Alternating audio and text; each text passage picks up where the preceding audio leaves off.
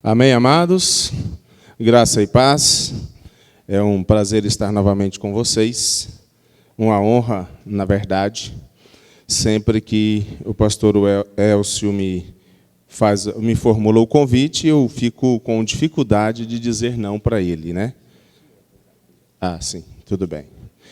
E por conta disso, a gente dá um jeito de muda alguns compromissos ou responsabilidade para poder estar com os irmãos aqui, juntos, compartilhando um pouco da palavra de Deus. Abra a sua Bíblia em Mateus capítulo 4, o versículo 3, e eu quero compartilhar com os irmãos algo que eu estive estudando da palavra do Senhor e me chamou bastante a atenção, e eu quero compartilhar com os irmãos nesta noite, neste momento. Mateus capítulo 4, versículo 3. É um texto conhecido, um texto que muito falado, muito pregado. Mas eu quero trazer aqui 3 lições que aprendi ou extraí quando comecei a estudar sobre este texto e comecei a fazer referência com Adão e Eva. E aí eu fiz essa comparação entre Adão e Eva e Jesus. E algumas coisas Deus foi falando ao meu coração e me senti muito à vontade para trazer esse texto aqui nessa noite. Mateus capítulo 4, versículo 3, quem encontrou, diga amém.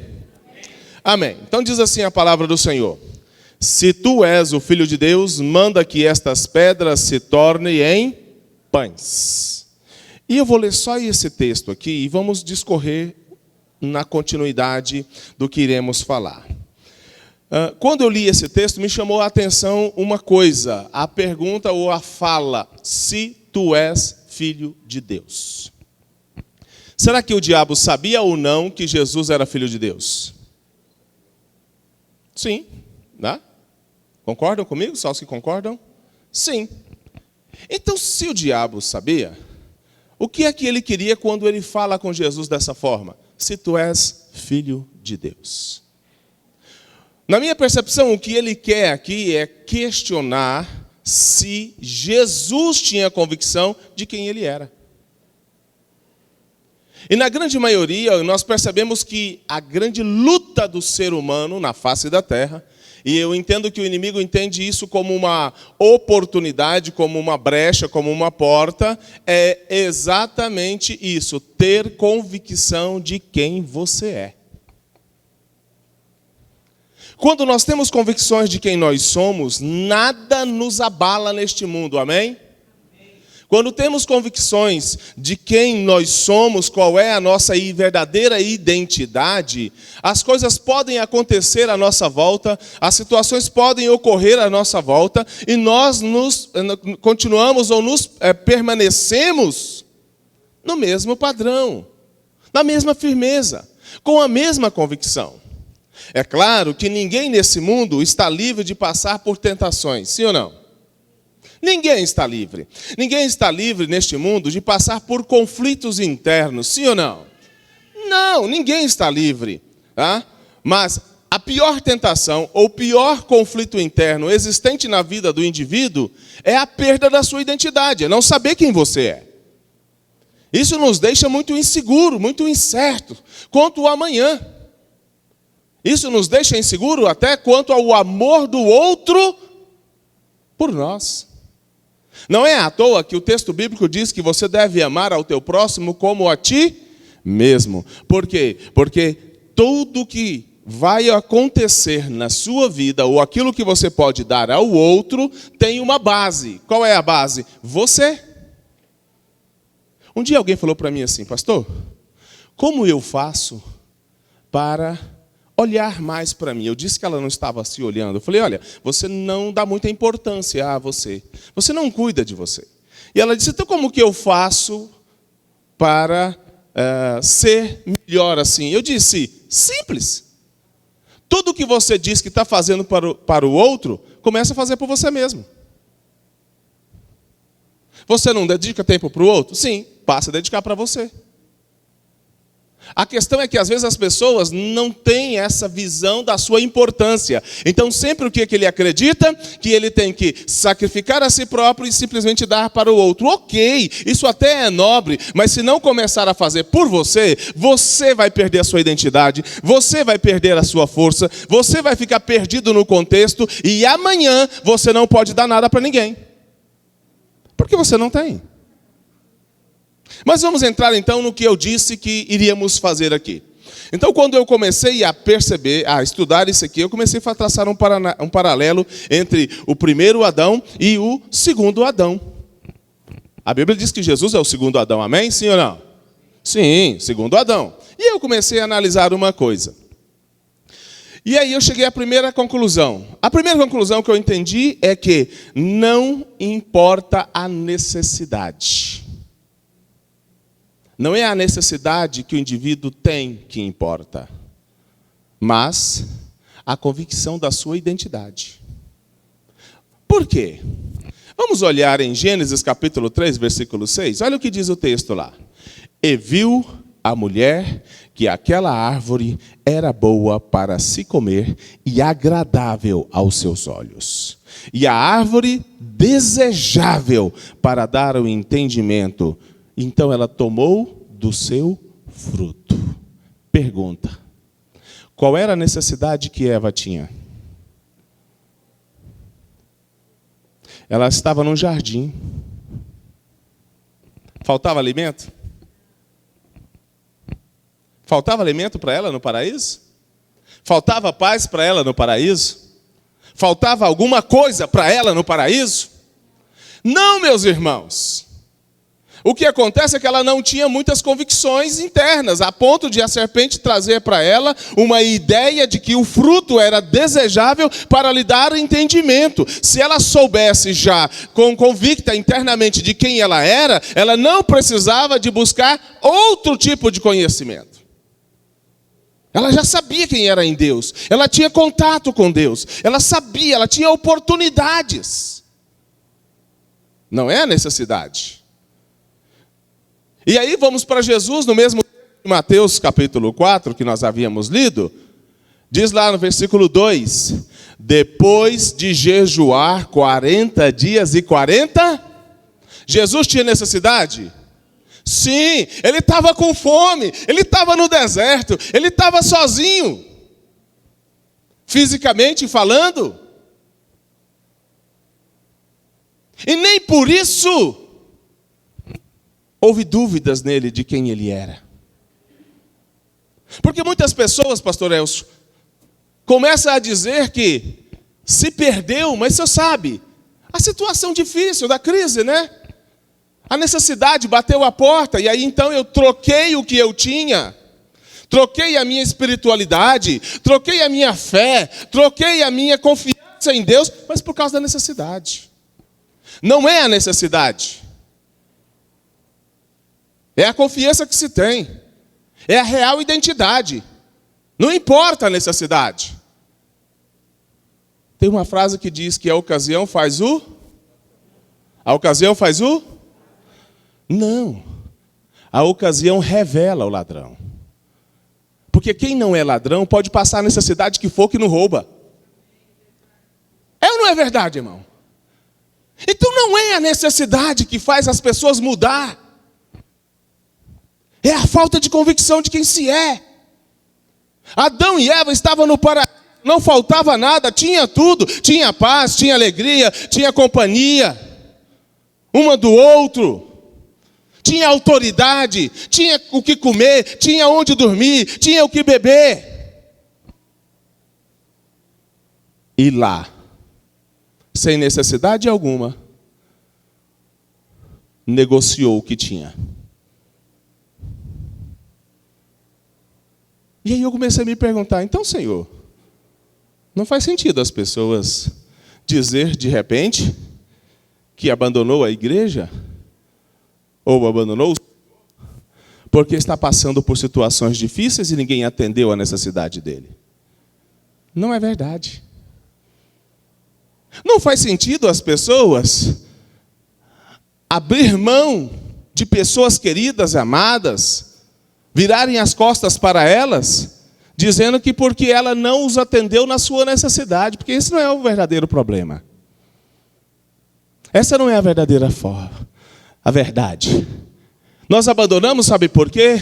Porque não sabemos de verdade qual é a nossa necessidade, a nossa identidade, e por conta de não sabermos qual é a nossa identidade, sentimos que não somos amados, sentimos que o outro virou as costas para nós porque não gosta da gente, nós não conseguimos entender que ele pode ter um momento difícil e que ele precisa estar 24 horas do meu lado, e aí eu começo a cobrar. Porque quando eu sei quem eu sou, as pessoas podem estar do meu lado e eu estarei bem, mas se elas precisarem ir embora, eu vou ficar bem também do mesmo jeito. Ah, você me abandonou, você me deixou. Não, não é verdade isso. A questão é porque você não tem convicção de quem você é. Porque se você tiver convicção de quem você é, que é filho do Deus Altíssimo, tu sabes que nunca estarás sozinho. Então não há por que questionar, reclamar ou virar as costas para nenhum deles. Não justifica. Pode até ser uma explicação dada, mas não é uma justificativa. E Deus sabe disso. Diga para quem está do seu lado aí, o que é importante. Mas diz com voz de profeta, por favor.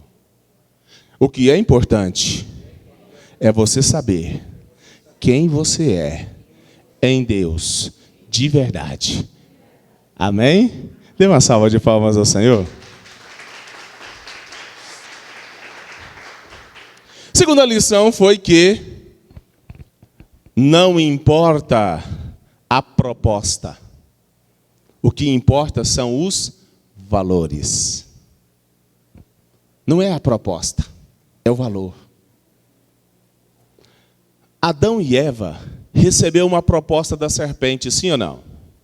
Sim, ele recebeu uma proposta. Uma proposta de ter um conhecimento maior, saber o que Deus sabia. Ele recebeu uma proposta. Jesus também recebeu uma proposta. Se você se prostrar e me adorar, tudo este que você está vendo, eu dou para você.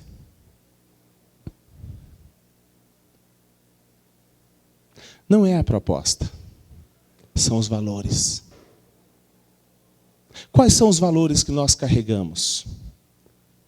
Quais são os valores dos quais nós nos firmamos? Podem nos propor qualquer coisa.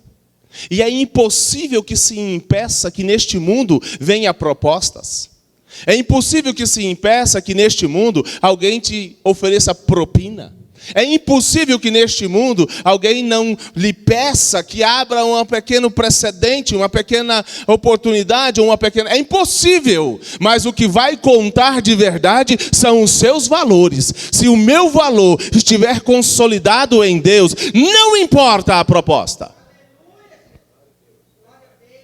Não importa. Pode ser para assumir a presidência da República. Isso não importa. Os meus valores são principal. Os seus valores é principal. Adão e Eva recebeu proposta sim, mas Jesus também recebeu proposta. E nem por isso ele mudou. Nem por isso ele teve alguma dúvida do que ele queria, ou de quem ele era, ou o que ele veio fazer. Mateus capítulo 6, versículo 21. Pois onde estiver o teu tesouro, aí estará o seu coração. Onde tiver os seus valores, isso é tesouro. Tesouro aqui na Bíblia são valores. Isso significa que é aquilo que você dá importância, aquilo que é importante para você. Então, onde tiver as coisas que são de verdade importantes para você, o seu coração estará lá. Quer saber onde está o valor ou o tesouro de uma pessoa? É só você começar a perceber onde é que ela mais se dedica tempo. É só você começar a olhar e perceber onde é que ela se concentra maior energia. Onde e do que ela fala mais. Você quer ver um exemplo? A pessoa começa a estudar qualquer coisa nova na vida e, de repente, ela começa a se encantar com o que está estudando. Eu acho que você ou passou por isso ou tem alguém do seu lado dessa forma. 24 horas ele está falando do quê? Da mesma coisa. Porque naquele momento, isso é tesouro para ela. Isso tem valor para ela. Então ela vive repetindo. Ela vive falando o que aprendeu, o que viu, o que percebeu, o que observou. Quando ela tem um projeto ou um plano e tem valor para ela aquilo, ela começa a falar 24 horas. E alguém fica até falando, pelo amor de Deus, chega. Eu já ouvi Deus da primeira vez. Mas o valor para ela é tão grande, é tão importante, que ela precisa ficar repetindo. Quer saber onde está o tesouro de uma pessoa? É só você observar que tipo de linguagem ele tem. É só você começar a observar do que ele fala. Das coisas que são importantes para ela. Para onde as perninhas dela vai com frequência. É só você observar. E quando você começar a observar, você vai começar a perceber, olha, o valor dessa pessoa está aqui agora. Isso aqui agora, nesse momento, está sendo tesouro para ela. O que Jesus veio fazer era tão importante para ele, tão importante para ele, tão importante para ele, que comer para ele não fazia diferença. A mesma coisa para você, quando você está muito focado em alguma coisa e aquilo tem um valor para você, você vê a hora de comer passar e você fala assim, nossa, eu nem sei se eu almocei hoje. Você nem se percebe. Quando Jesus estava em Samaria e que mandou 12 homens comprar pão para 13 pessoas, eu fico perguntando, uma pessoa só bastava, né? Não precisava de 12 pessoas comprar comida para 13? Uma só compraria e traria tudo. É que o foco de Jesus era outro, ele não estava interessado em eles comprarem comida, mas que entrassem em Samaria e falassem do Evangelho. E eles entraram, compraram comida e voltaram, sem falar com ninguém. Enquanto isso, ele encontra com uma mulher samaritana no poço e fala com ela. E aí ela vai embora. E quando eles chegam com a comida e dá a comida para Jesus, ele fala assim, eu tenho uma comida que é melhor do que essa. Viu como o interesse dele não era comida?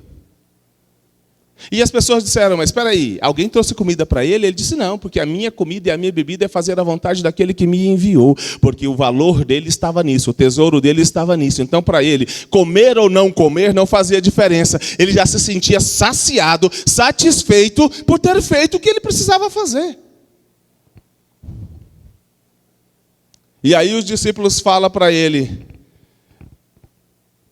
quando ele dá essa resposta, e ele dá continuidade e diz, olha, João 4, tá? Ele diz assim, dá uma olhadinha para os campos. Vocês dizem que ainda falta 3 meses, mas ele já está branquinho para a cega. Sabe o que era isso? Era porque a mulher samaritana estava voltando com praticamente a cidade inteira. Os samaritanos tinham hábito de vestir tudo de branco. Vindo a cidade inteira para ouvir o Evangelho. E ele estava dizendo, olha lá, o tanto que o povo está sedento. Onde está o seu tesouro? Aí estará o seu coração. Não é as propostas que são importantes de verdade. São os valores. A gente só aceita a proposta porque essa proposta já está condizendo com o valor que eu estou tendo. Então essa conversa de que me influenciaram não é verdade. Te fizeram uma proposta de influência, você aceitou porque isso já está dentro de você. Se não tivesse em você, você não aceitaria.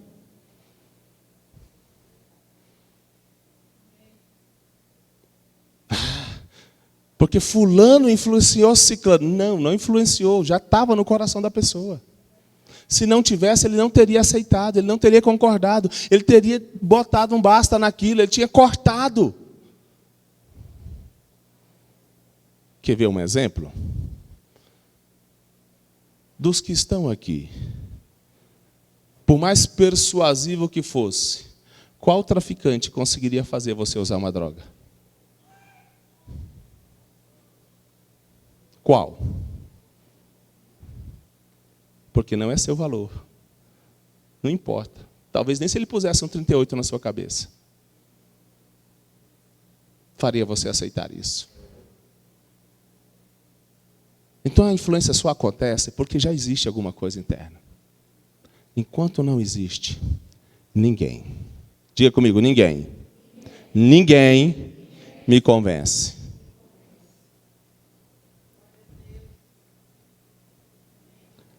Gênesis 3, do 12 ao 13. Então disse Adão: a mulher que me deste por companheira, ela me deu da árvore e comi. E disse o Senhor Deus à mulher: por que fizeste isso? E disse a mulher: a serpente me enganou e eu comi. Não é verdade. Se nós lermos o texto lá atrás, de Gênesis 3:6, e viu a mulher que aquela árvore era boa. Quem viu foi ela. A serpente pode ter falado com ela? Sim.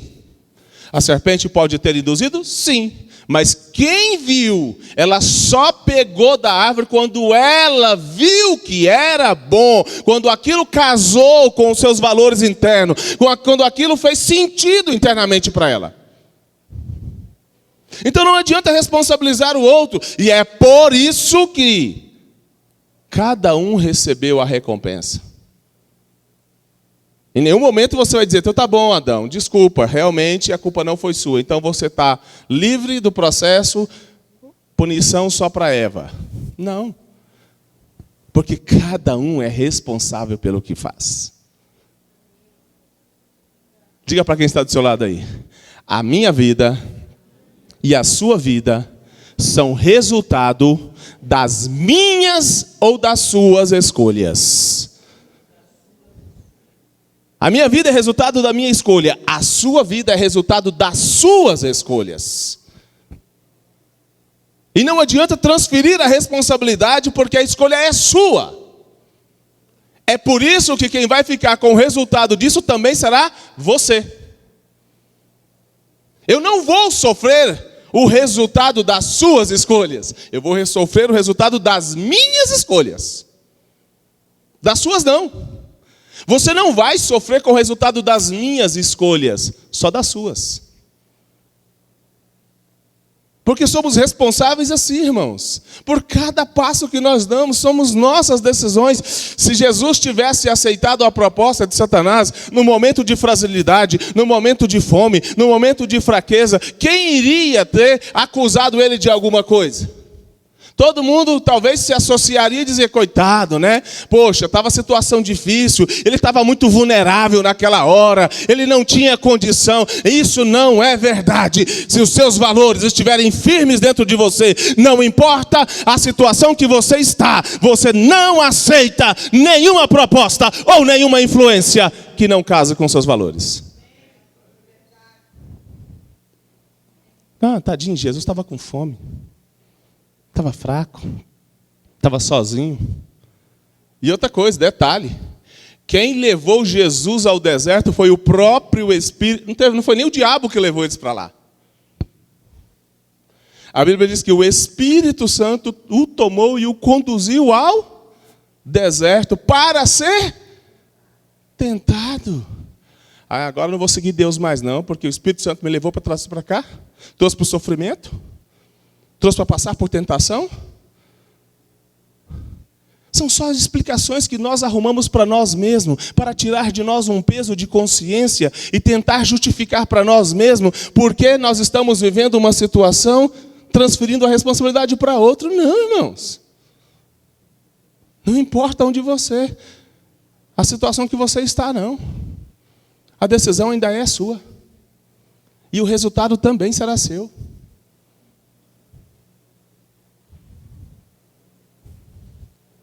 Terceiro, não importa o lugar, você sempre vai fazer o ambiente. Adão pecou, estava onde? No jardim. Estava no paraíso. Adão e Eva pecou, estava no paraíso.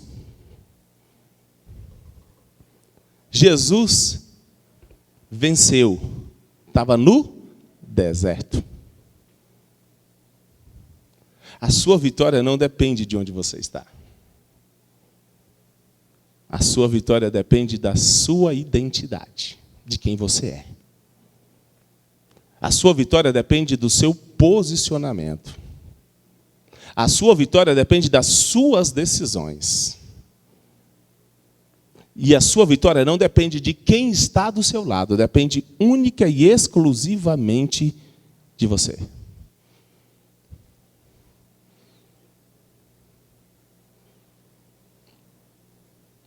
Se pararmos de contar essas histórias para nós e nos justificar nelas, nós teremos mais vitórias na vida. Porque vamos assumir o controle da nossa vida. E vamos parar de deixar a vida ser conduzida. Nós é que vamos assumir o controle dela. E vamos começar a dizer onde é que nós queremos que a nossa vida esteja amanhã, daqui 2 anos, 3 anos, 4 anos, 5 anos. Nós é que vamos dizer. Porque você tem o poder para isso. Porque Deus é poderoso para fazer infinitamente mais do que pedimos ou pensamos, segundo o seu poder que opera em nós. O poder dele já está em nós. Mas depende de você se vai operar ou não. São as suas decisões que vai fazer o poder acontecer ou não acontecer. Porque o que tinha que acontecer já aconteceu na cruz do Calvário por intermédio de Jesus Cristo. O restante agora é contigo. O restante agora é comigo.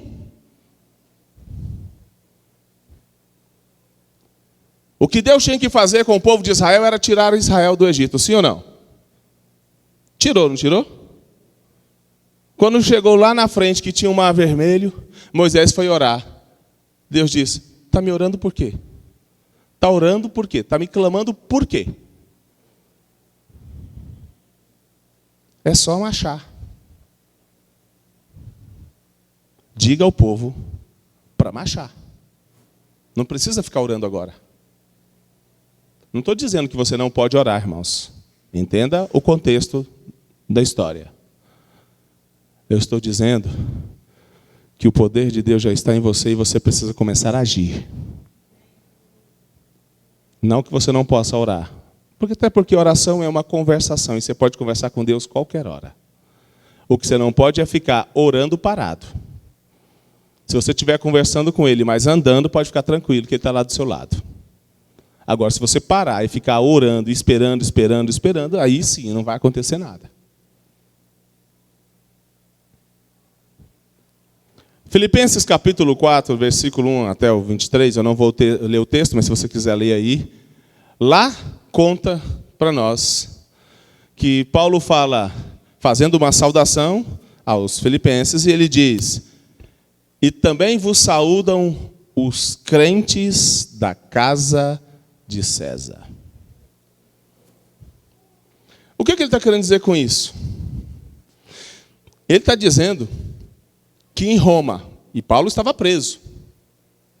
Nesse contexto, ele estava preso, quando ele escreve essa carta.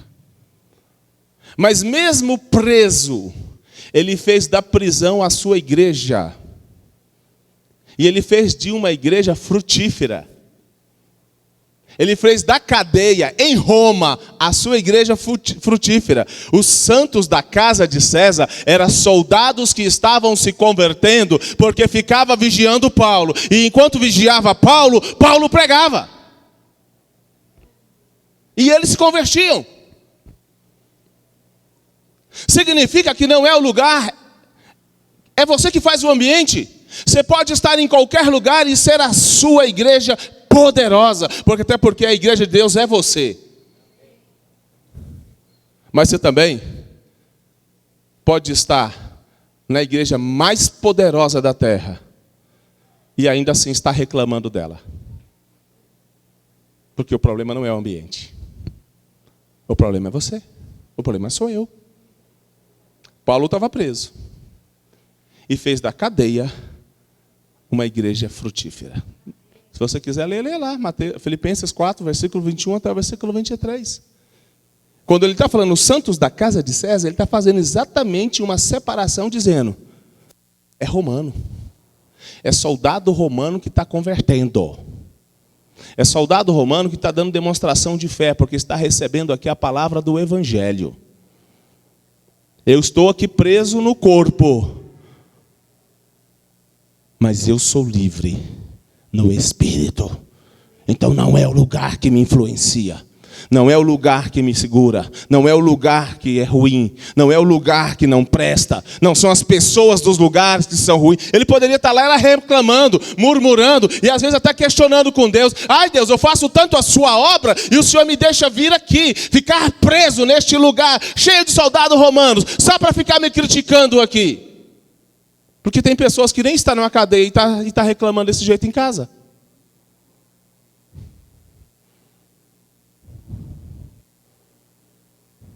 Ah, Deus, o Senhor não me ouve? Ah, Deus, o Senhor não vê? Por que eu estou passando por isso? Ah, Deus, o Senhor isso, o Senhor aquilo outro. Ele estaria fazendo e todo mundo estaria concordando com ele de uma certa forma. Sim ou não? Sim, concordando com ele. Poxa, um homem que deu a vida pela obra, nem se casou para poder fazer a obra de Deus. Viajou os 4 mares. Barco quebrou, quase morreu afogado. Ficou preso numa ilha. Tudo fazendo a obra de Deus, servindo Deus. E agora Deus deixa ele preso na cadeia. Que Deus é esse que nós estamos servindo?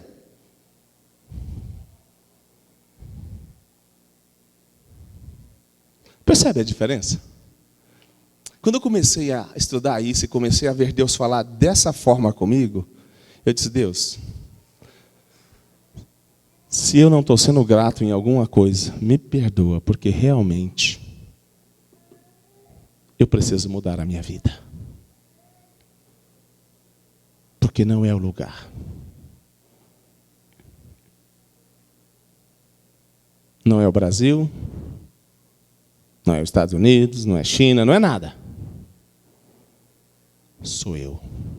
Não é minha casa, não é minha família, não é meu trabalho, não é meu emprego, não são os parentes.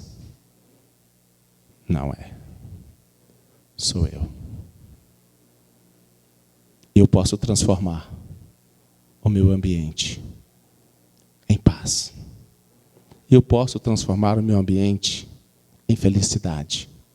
Eu posso transformar o meu ambiente. Não é meu casamento, não é meus filhos, sou eu. E quando eu entendo isso, eu me torno feliz. Apesar do casamento, dos filhos, do lugar, do trabalho. Não importa. Das finanças. Eu transformo o meu ambiente. A paz e a felicidade não está vinculada ao outro. A minha paz e a minha felicidade só está vinculado a mim mesmo. Eu ouvi hoje, pela manhã, acho que eu mandei no grupo lá, o vídeo de um rapaz, é muito conhecido até, chama-se Nick. Ele não tem os braços, ele não tem as pernas, ele tem um toquinho de um pezinho assim.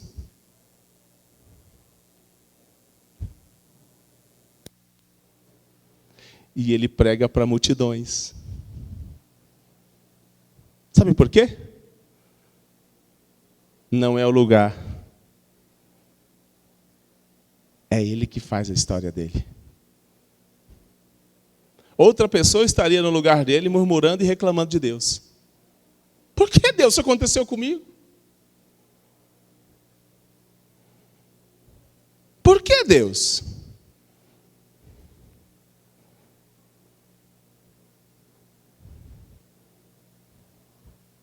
Ele entendeu diferente.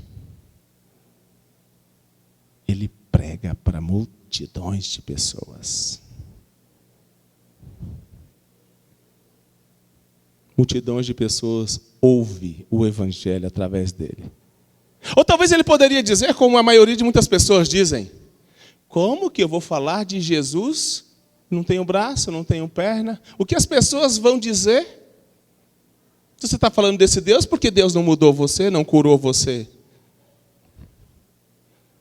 Alguns dizem: como que eu vou falar de Jesus? Meu filho não está na igreja. Eu não consegui prosperar.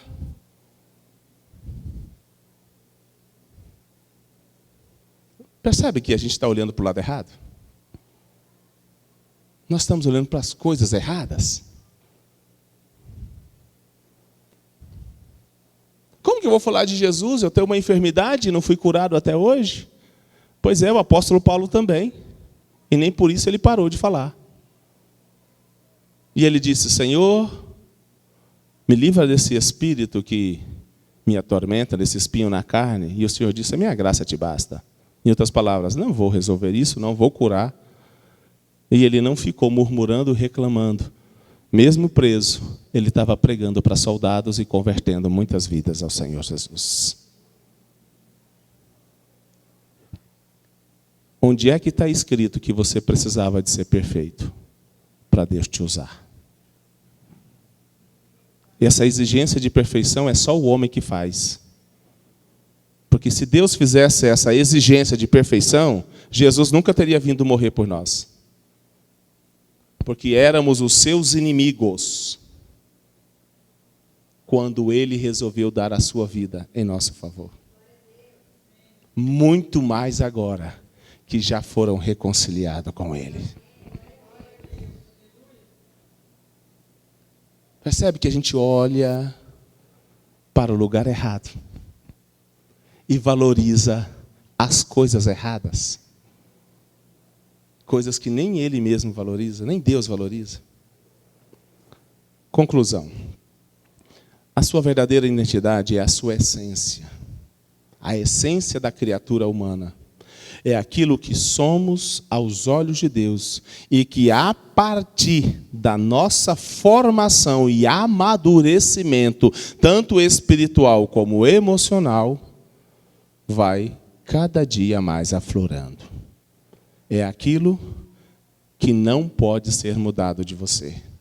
Você é a mesma essência em qualquer lugar que você estiver. Isso é identidade. É inalterado. Eu posso ir aos Estados Unidos e ainda continuarei sendo Anderson. Vamos chamar por Anderson. Pode ter sotaque para falar, mas continuará sendo Anderson. E na hora de escrever será Anderson. Essa é a minha identidade. Essa é a sua identidade. Então não é. Não é. A necessidade não é. A proposta e muito menos a condição ou o lugar que você está. Tudo depende de quem você é. E o quanto você acredita nisso. Porque Deus acredita em você, você sabia disso? A pergunta é, você acredita?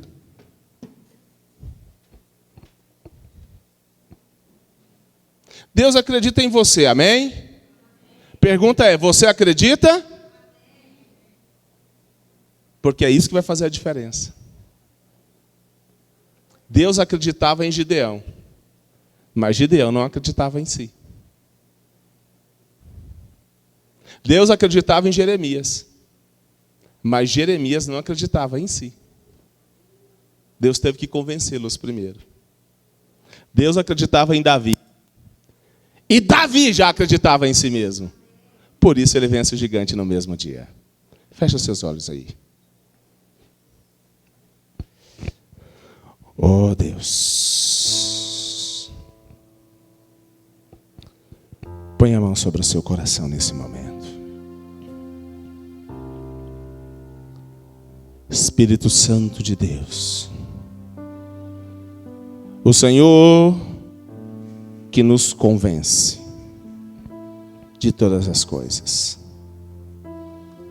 Faz, ó Deus, de poder entender que a nossa felicidade não está vinculada a nada externo. A nossa vitória, a nossa conquista não está vinculado a nada que seja externo. Mas podemos olhar para dentro de nós mesmos. E quando olharmos para dentro de nós mesmos, encontraremos o Senhor lá, porque nós somos morada e habitação do Senhor. E quando encontrarmos o Senhor lá dentro de nós, entenderemos que assim como a tua palavra diz que o Senhor não habita em templos feitos por mão de homens, mas por templos feitos pela sua própria mão. E se o Senhor está morando em mim, então foi feito por suas mãos. E se o Senhor está morando em mim, foi sua escolha, foi sua decisão morar em mim. E se o Senhor está morando em mim, então há um valor aqui, ó Pai. Ainda que a sociedade não veja, o mundo não reconheça, o Senhor o sabe. E quanto mais eu creio, identifico, acredito e vivo por isso, melhor eu fico, Senhor, mais ousado, mais convicto. Assim como foi o apóstolo Paulo, eu entendo que foi isso que aconteceu com ele, Senhor. Ele tinha tanta convicção de que o Senhor estava com ele sempre, e de que ele era o seu filho, o seu chamado, o seu escolhido, o seu apóstolo. Não importava o que acontecia, ele continuava acreditando em si e em ti. E eu quero pedir nessa noite, Senhor, ó Pai, floresce a identidade de cada um de nós, da tua igreja, do teu povo, dos teus filhos, para que nós possamos caminhar sobre essa terra de cabeça erguida, independente do que está acontecendo ao nosso lado, independente do que está acontecendo na nossa família, independente do que está acontecendo nas nossas finanças. O Senhor está conosco, somos teus servos, teus escolhidos, e somos capazes de ser felizes, independente de tudo isso, Senhor, ó Pai, porque o teu Espírito está conosco. A tua vara e o teu cajado sempre nos consolam, e o Senhor nos guia pela vereda da justiça, por amor de seu nome. Deita o bálsamo, Senhor. Tira, Deus, de poder todos os medos, todas as incertezas e todas as inseguranças, e nos faz cada dia mais fiéis, firmes e convictos da sua verdade em nós e sobre nós, para que andemos de cabeça erguida, porque o Senhor nos colocou por cabeça e não por cauda. Quando o Senhor diz que essa palavra não necessariamente significa que eu tenho que estar governando sobre pessoas, mas significa que eu estou agora governando sobre mim mesmo, até mesmo sobre os meus sentimentos e as minhas emoções. Sempre estarei de cabeça erguida, nunca de cabeça baixa, me sentindo fraco ou derrotado, porque como diz o apóstolo Paulo, quando estou fraco, aí sim eu sou forte. Então, Senhor, ministra de forma extraordinária e nos dê essas convicções, não só hoje, mas para todo sempre, em nome de Jesus. Amém. Dê uma salva de palmas ao Senhor.